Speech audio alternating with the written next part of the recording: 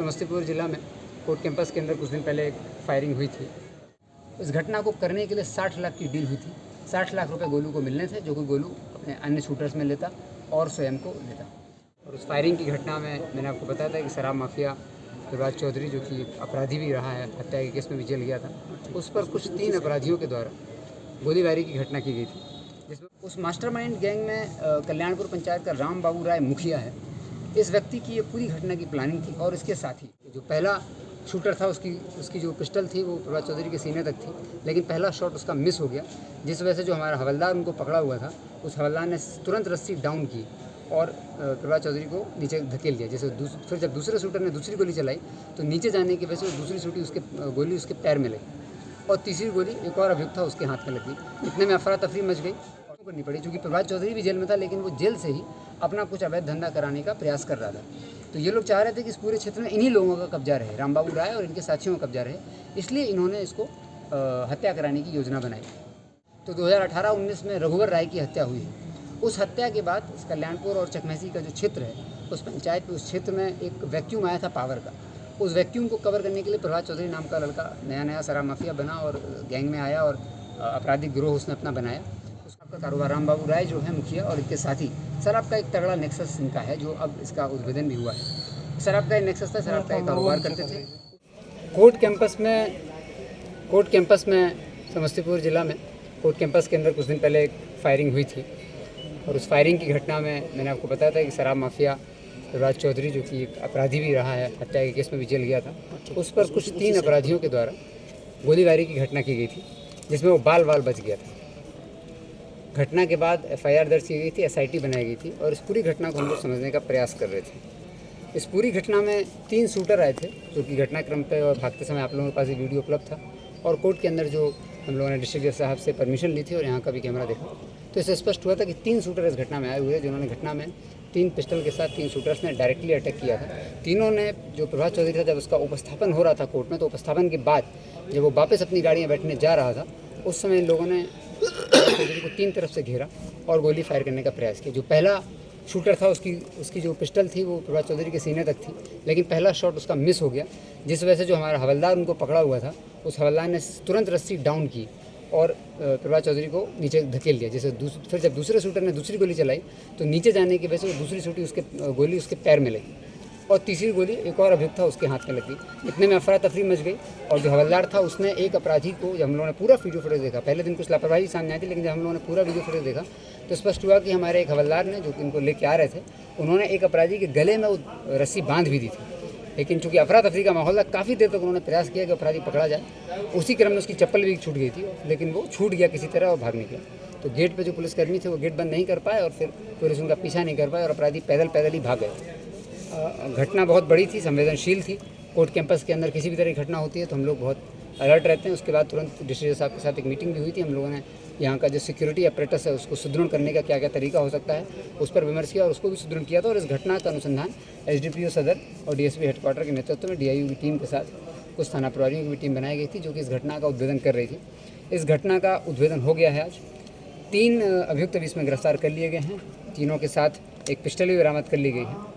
इस घटना में जो पूरा घटनाक्रम हुआ और पूरा जो हम लोगों को समझ में आया है, इसमें जो हुआ है बेसिकली, जब हम लोगों ने इस गिरफ्तारी का जब दौर चालू हुआ और उद्भेदन का प्रक्रिया चालू हुई तो 3 स्टेट में हम लोगों ने रेड की है। करीब 30 से 40 संदिग्धों को भी उठाया गया था पिछले 4 दिन के अंदर ही, 3-4 दिन के अंदर ही, और अलग अलग संदिग्धों से पूछताछ हुई। 3 स्टेट में हमारी टीम, झारखंड, दिल्ली और बिहार, 3 स्टेट में टीम ने लगातार रेड की और रेड के बाद ये सफलता मिली है। 3 अभियुक्तों को गिरफ्तार किया गया है। जब इस घटना को पूरा समझा गया तो ये घटना जो है वो 3 डायमेंशंस पे हुई थी। इसका सबसे ऊपर का टॉप मोस्ट डायमेंशन है मास्टरमाइंड का, जिसने इस घटना को पूरा करने का प्लान किया था। उस मास्टरमाइंड गैंग में कल्याणपुर पंचायत का राम बाबू राय मुखिया है। इस व्यक्ति की ये पूरी घटना की प्लानिंग थी और इसके साथी राय बहादुर, नीरज, इसका एक साथी है डब्लू, टिंकू, इन सब लोगों की, ये सब पूरा जो गैंग है ये भी शराब का कारोबार, राम बाबू राय जो है मुखिया और इनके साथी, शराब का एक तगड़ा नेक्सस इनका है, जो अब इसका उद्भेदन भी हुआ है। शराब का एक नेक्सस था, शराब का एक कारोबार करते थे, उसी से ये पैसा काफ़ी कमा चुके थे। तो वो जो मास्टरमाइंड थे और जो धन वाला जो ग्रुप था, पैसे वाला समूह था, वो एक टॉप मोस्ट लेवल था। इस ग्रुप ने हथियार और पैसा उपलब्ध कराया था। दूसरे स्तर पर जो घटना हुई है उसमें पूरे घटनाक्रम की प्लानिंग हुई कि आखिर घटना को कैसे अंजाम दिया जाएगा। उसमें इस शराब माफिया का एक साथी है गोलू, गोलू ने अपने बाकी साथी कारगिल, टेनी और विजय ड्राइवर, इन 4 लड़कों के साथ मिल करके इस घटना को प्लान करने का अंजाम बनाया कि कैसे शूटर बुलाएंगे, कहाँ रहेगा, गाड़ियाँ कैसे उपलब्ध होंगी, रेकी कोट की कौन करेगा। और तीसरे लेवल पर 3 शूटर्स हैं जिन्होंने इस घटना को अंजाम दिया और एक रेकी करने वाला लड़का था। तो 3 शूटर्स में ओवैश नाम का लड़का था और 2 शूटर बाहर से इन्होंने झारखंड से बुलाए थे और एक रेकी करने वाला लड़का था। तो ये 3 लेवल की घटना थी। जब ये घटना अंजाम देगी तो इस घटना की पूरी प्लानिंग शुरू होती है आज से करीब 1.5 साल पहले। इनफैक्ट इस घटना के अगर हम लोग बैकग्राउंड में जाएँ तो 2018-19 में रघुवर राय की हत्या हुई है। उस हत्या के बाद इस कल्याणपुर और चकमेसी का जो क्षेत्र है उस पंचायत में, उस क्षेत्र में एक वैक्यूम आया था पावर का। उस वैक्यूम को कवर करने के लिए प्रभात चौधरी नाम का लड़का नया शराब माफिया बना और गैंग में आया और आपराधिक गिरोह उसने अपना बनाया। उसको लगातार एसटीएफ ने भी उस पर कार्रवाई की, हम लोगों ने भी कार्रवाई की। उसको पकड़े कुछ दिन पहले हम लोगों ने जेल भेजा। तो उसने अपना एक 10-15 लड़कों का एक गिरोह बना लिया था जो कि आपराधिक घटनाओं को भी अंजाम देता था। एक मर्डर भी उसने कराया था शमशेर का, उसमें भी वो काफ़ी समय जेल में रहा 2018-19 में। वो जब जेल चला गया और पिछले 1.5 साल से रघुवर राय की हत्या होने के बाद 1.5 साल से जो पावर वैक्यूम था उसको भरने के लिए राम बाबू और उनके साथी आगे आए। कुछ लोगों की मदद से, कुछ और लोग थे इसमें, उनकी मदद से इन लोगों ने अपना साम्राज्य स्थापित करना चालू किया। और ये लोग भी ठेकेदारी तो ये सामने से दिखाते थे, लेकिन असलियत में ये लोग शराब कारोबारी थे और शराब का भी इन लोगों ने कारोबार चालू किया और अपने आप को एक धन बल का इन्होंने अच्छा इकट्ठा कर लिया। और ये लोग उस पूरे क्षेत्र में अपना प्रभाव बनाए हुए थे कि कोई भी शराब की गाड़ी उतरेगी या किसी तरह का अवैध काम होगा, आपराधिक काम होगा तो इनके संरक्षण में ही होगा। ये जानकारी हम लोगों को इस पूरी घटना के उद्भेदन के दौरान हुई है। तो जब इन लोगों को ये पिछले 1.5 साल से काफ़ी मजबूत हो गए थे, मजबूत होने के बाद इस घटना की प्लानिंग जो इन लोगों को क्यों करनी पड़ी, क्योंकि प्रभात चौधरी भी जेल में था लेकिन वो जेल से ही अपना कुछ अवैध धंधा कराने का प्रयास कर रहा था। तो ये लोग चाह रहे थे कि इस पूरे क्षेत्र में इन्हीं लोगों का कब्जा रहे, राम बाबू राय और इनके साथियों का कब्जा रहे। इसलिए इन्होंने इसको हत्या कराने की योजना बनाई। हत्या कराने की योजना बनाने के लिए इन्होंने 15 जुलाई 2023 को पहली मीटिंग इसकी हुई। राम बाबू राय के कल्याणपुर के उसके जो मेन उसका घर है उसी घर में बैठक हुई। उसमें 2 शूटर और 2 लाइनर उसमें पहुंचे और राम बाबू के जो शराब कारोबारी साथ में थे, जो शराब का काम संभालते थे, वो लोग पहुंचे। करीब 6-7 लोगों की ये मीटिंग थी। उस मीटिंग में तय हुआ कि घटना कराने की सारी जिम्मेदारी राम बाबू ने अपने साथी गोलू, राम बाबू और डब्लू ने मिल करके अपने साथी गोलू को दी। गोलू जो कि रायपुरा का रहने वाला है, उसको जिम्मेदारी दी गई कि वो शूटर्स को बुलाए और इस घटना को अंजाम दे। इस घटना को करने के लिए 60 लाख की डील हुई थी। 60 लाख रुपए गोलू को मिलने थे, जो कि गोलू अपने अन्य शूटर्स में लेता और स्वयं को देता। 60 लाख की इस घटनाक्रम के बाद 15 जुलाई की बैठक जो उनकी हुई, उसके बाद गोलू ने प्लानिंग बनाना चालू किया।